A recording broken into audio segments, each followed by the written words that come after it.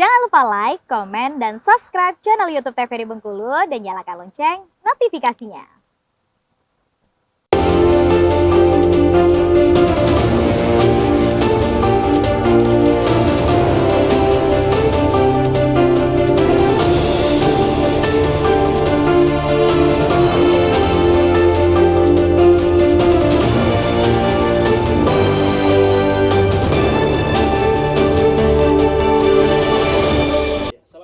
Warahmatullahi wabarakatuh, pemirsa TVRI Bengkulu. Menunggu janji politik. Tema Berendo TVRI Bengkulu edisi hari ini setelah kontestasi panjang dan juga tahapan yang cukup panjang kita lalui di pemilu serentak 2024 dari mulai kampanye sampai dengan pelaksanaan kampanye sampai dengan hari pencoblosan di tanggal 14 Februari 2024. Tentu banyak sekali janji dan ribuan janji bahkan ditebar kepada masyarakat untuk menarik simpati dan mencoblos para pemberi janji. Nah, dalam Berendo TVRI Bengkulu edisi hari ini kita akan mengupas tuntas sebenarnya janji politik ini janji seperti apa. Nah, tentunya bersama saya Poso Siregar yang akan memandu Berendo TVRI Bengkulu selama kurang lebih 1 jam ke depan. Sudah hadir juga di tengah-tengah kita kedua narasumber kita. Saya perkenalkan terlebih dahulu pemirsa. Yang pertama ada Bang Yuriska selaku tokoh pemuda yang ada di Provinsi Bengkulu. Selamat datang, Bang. Selamat datang, Mas Poso. Seperti apa situasinya saat ini, Bang? Sehat dan semangat untuk memberikan edukasi kepada masyarakat kita, Bang? Alhamdulillah, kondisi sehat ya. Semoga hari ini bisa kita memberi edukasi dan untuk kita semua. Ya, walaupun kondisi sekarang panas hujan terus ya. Kalau pagi sampai siang hujan terus, panas, sore hujan sampai malam. Oke, selanjutnya yang kedua saya perkenalkan pemirsa ada Bang Sony Taurus. Siap. Aktivis di Provinsi Bengkulu. Selamat datang, Bang. Siap, selamat datang juga. Siap untuk memberikan edukasi ya, Bang, kepada masyarakat Siap. kita, Bang. Ya, semoga menjadi tayangan yang bagus lah untuk semua ya. Amin. Karena sebelumnya sebelum pelaksanaan hari pencoblosan ini kan biasanya edukasi tentang bagaimana pemilih yang baik dan lain sebagainya. Ini pasca nih, Bang, pasca pelaksanaan pencoblosan walaupun hasil pleno dan rekapitulasi belum dilaksanakan 100% gitu ya, Bang, diumumkan oleh KPU. Baik, berkaitan dengan tema kita menunggu janji politik, saya ingin ke Bang Yuriska terlebih dahulu selaku aktivis nih, Bang. Sebenarnya janji politik ini janji yang seperti apa, Bang? Karena kan ini kan pemilu serentak nih, ada calon legislatif dan juga presiden wakil presiden. Ya, DPD ya. Katanya kalau legislatif ini nggak punya visi misi, katanya nggak punya janji, itu seperti apa sebenarnya, Bang? Oke, terima kasih Mas Poso.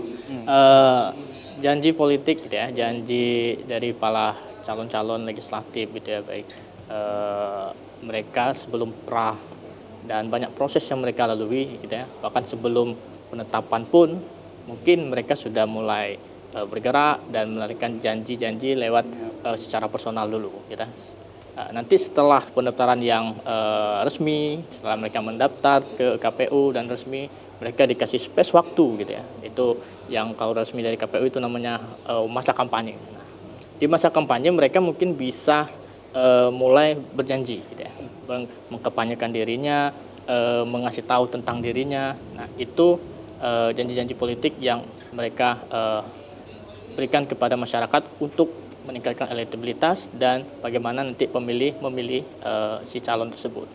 Janji politik ya banyak sekali gitu ya, bagaimana janji-janji yang mereka berikan itu terkadang ada juga kalau di pemuda ya ada yang menganggapnya dibualan aja ya, Bang. Iya, dibuain aja lah, santai lah gitu ya. Kalau pemuda ini kan ada yang apatis terhadap politik karena memang idealisme pemuda itu memang terhadap politik itu kalau kita bilangnya itu susah-susah gampang gitu ya, kalau diajak berpolitik gitu ya.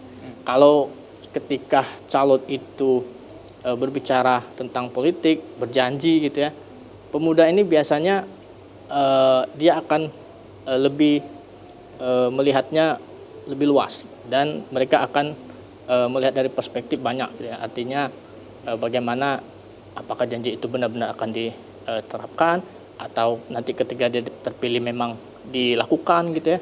Karena mereka kan perkembangan media sosial mereka sering melihat bahkan dengan calon-calon terlebih terdahulu gitu ya, mungkin ini biasa aja lah, janji terus gitu ya. Nah, kita harap di pemilu 2024 ini semua calon-calon itu bisa menerapkan janji-janji itu gitu ya. Baik itu di dapil dia gitu ya, secara khusus di dapil dia ataupun secara umum untuk masyarakat, sehingga ketika dia mencalonkan itu bermanfaat untuk orang banyak gitu. Oke, Bang. Saya kan ke Bang Son ini. Ya. Janji politik janji seperti apa Bang sebenarnya Bang?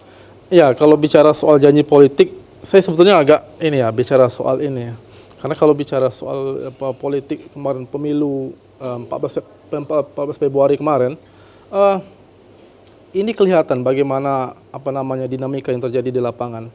Bahwa kita ternyata di negara demokrasi kita hari ini, kita masih bisa belum lepas yang namanya money politik. Yang namanya oligarki kekuasaan tidak bisa lepas. Lihat hari ini yang lolos di parlemen hari ini, walaupun belum pengumuman resmi, tapi kan secara hitungan cepat sudah tahu itu. Nah, kita lihat itu, secara latar belakang, siapa mereka itu? Rata-rata ini orang baru. Dan juga yang kedua, rata-rata ini adalah orang yang dekat dengan kekuasaan. Dekat dengan kekuasaan. Dan yang ketiga, rata-rata mereka ini adalah orang yang punya duit. Nah, maksud saya agak ragu bicara soal janji politik. Karena begitu banyak uang yang dikeluarkan, begitu banyak kekuasaan yang dimainkan, dan begitu juga pengawasan yang tidak maksimal. Banyak laporan, ada laporan di Bawaslu yang memang secara unsurnya sudah dilengkapi segala macam, udah jelas, tapi diproses juga Bang. Ditunda proses dan hasilnya pun tidak memuaskan. Atau kalau saya ingin sedikit radik nih Bang, apakah memberikan uang atau money politik dalam tanda kutip bagian daripada janji politik itu seperti apa Bang kalau menurut Abang? Inilah yang namanya realita hari ini. Bahwa yang menang itu adalah orang yang memberikan duit. Jujur, saya ditawari duit pada hari itu, tanggal 14 Februari itu kemarin. Saya tolak. Karena saya tidak mau ikut menyakiti orang, menyakiti caleg. Karena begitu banyak uang yang dibutuhkan. Yakinlah, kalau di kabupaten misalnya di Seluma, itu ada satu caleg itu hampir 1 miliar lebih habis. Memang dia terpilih. Cuman uang yang keluar banyak juga.